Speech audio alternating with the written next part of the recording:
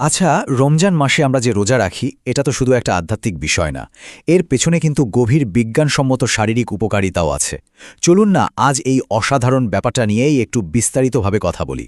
অনেকেই ভাবেন রোজা মানেই কেবল আত্মার শুদ্ধি, কিন্তু প্রশ্নটা হলো, এটা কি আসলেই শুধুই আত্মার জন্য? না, একদমই না। সত্যি বলতে এটা শরীরের জন্যও একটা অসাধারণ শক্তিশালী অনুশীলন।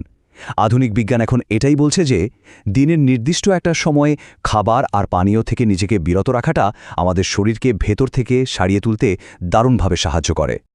তো আজকের এই আলোচনায় আমরা মোট 5টা গুরুত্বপূর্ণ বিষয় নিয়ে কথা বলবো।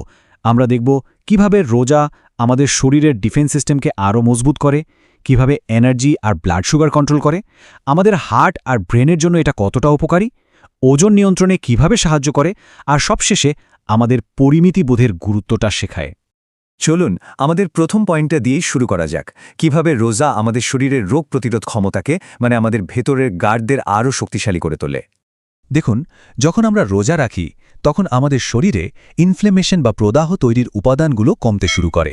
একই সাথে অ্যান্টিঅক্সিডেন্টের কাজ বেড়ে যায়, যা শরীরকে নানা রকম ক্ষতির হাত থেকে বাঁচায়। শুধু তাই না, এটা আমাদের অন্ত্র বা গাট হেলথকেও ভালো রাখে, যেটা কিন্তু আমাদের পুরো রোগ প্রতিরোধ ব্যবস্থার একটা বিরাট অংশ। এখন একটা দারুণ ইন্টারেস্টিং ব্যাপার নিয়ে কথা বলা যাক, সেটা হলো অটোফেজি।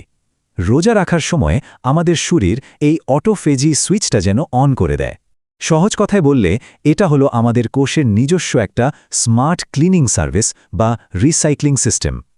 ব্যাপারটা শুনতে একটু কঠিন মনে হলেও আসলে খুবই সহজ।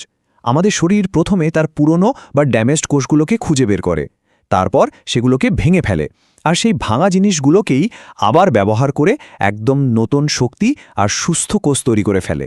কি দারুণ ব্যাপার, তাই না? আর এর ফল, এই প্রক্রিয়াটা আমাদের কোষগুলোকে আরও তরতাজাভাবে কাজ করতে সাহায্য করে আর অনেক রোগের ঝুঁকিও কমিয়ে দেয়। আর ঠিক এ কারণেই বিজ্ঞানীরা একে বলেন শরীরের অভ্যন্তরীণ পরিচ্ছন্নতা প্রক্রিয়া।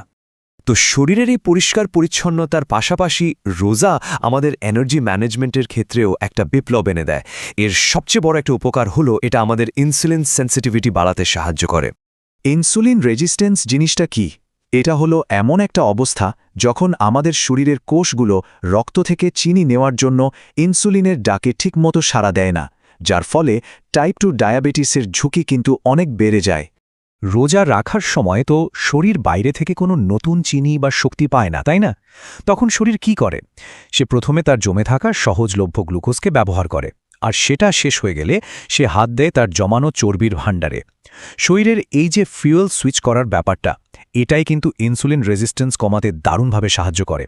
তবে হ্যাঁ, এই উপকারটা পুরোপুরি পেতে হলে ইফতার আর সাহারিতে কিন্তু সঠিক খাবার বেছে নেওয়াটা খুব জরুরি। যেমন ফাইবারযুক্ত খাবার, পরিমিত কার্বোহাইড্রেট, যথেষ্ট পরিমাণে প্রোটিন আর অবশ্যই প্রচুর পানি। কিন্তু একটা জরুরি কথা কিন্তু মনে রাখতেই হবে, যদি ইফতারে অনেক বেশি ভাজা পোড়া বা মিষ্টি জাতীয় খাবার খাওয়া হয়, তাহলে রোজার এই অসাধারণ স্বাস্থ্যকর প্রভাবগুলো পুরোটাই কিন্তু নষ্ট হয়ে যেতে পারে। রোজা কিন্তু শুধু আমাদের এনার্জি ম্যানেজমেন্টই ঠিক করে না, এটা আমাদের হার্ট আর ব্রেনের জন্যও কিন্তু দারুণ উপকারী। চলুন দেখি সেটা কিভাবে কাজ করে। অনেক গবেষণায় দেখা গেছে যে রোজা রাখলে আমাদের রক্তে যে খারাপ কোলেস্টেরলটা থাকে, মানে এলডিএল, সেটার মাত্রা কমে যায়, আর অন্যদিকে যে ভালো কোলেস্টেরল বা এইচডিএল, সেটার পরিমাণ বাড়তে থাকে। এটা কিন্তু হার্টের স্বাস্থ্যের জন্য একটা চমৎকার খবর।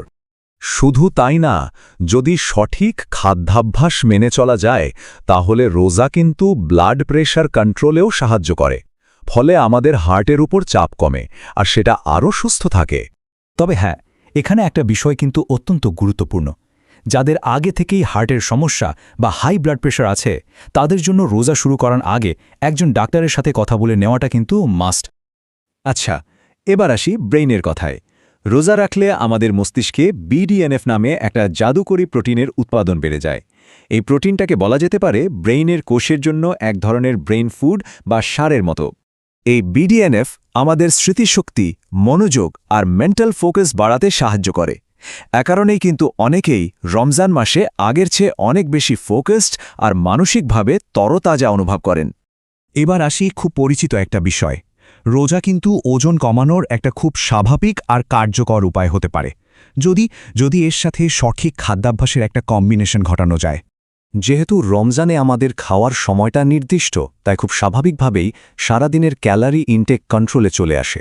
আর এর ফলেই শরীর তার জমে থাকা চর্বিকে শক্তি হিসেবে ব্যবহার করার সুযোগ পায়, যা ওজন কমাতে সাহায্য করে। কিন্তু একটা কথা খুব পরিষ্কারভাবে বোঝা দরকার, শুধু রোজা রাখলেই যে ওজন কমে যাবে এমনটা কিন্তু নয়। ইফতারের সময় যদি ক্যালোরির হিসেব না রেখে ইচ্ছে মতো মিষ্টি বা ভাজাপোড়া খাবার খাওয়া হয়, তাহলে ওজন কমার বদলে উল্টো বেড়েও যেতে পারে। তাহলে এই যে এতক্ষণ ধরে আমরা আলোচনা করলাম, এখান থেকে আমরা ঠিক কি শিখলাম? রোজার আসল শিক্ষাটা আসলে কি? রমজান আর রোজার সবচেয়ে বড় শিক্ষাটা হল পরিমিতিবোধ। আর এটা কিন্তু শুধু খাবারের ক্ষেত্রেই না, বরং আমাদের জীবনের সব ক্ষেত্রেই সংযম আর ব্যালেন্সের এক অসাধারণ অনুশীলন। তো আসল প্রশ্নটা হলো, এই 1 মাসের অসাধারণ অনুশীলন আর পরিমিতিবোধের শিক্ষাটা কি আমরা বছরের বাকি 11টা মাসও আমাদের জীবনে ধরে রাখতে পারি? এটা কিন্তু ভাবনার বিষয়, তাই না?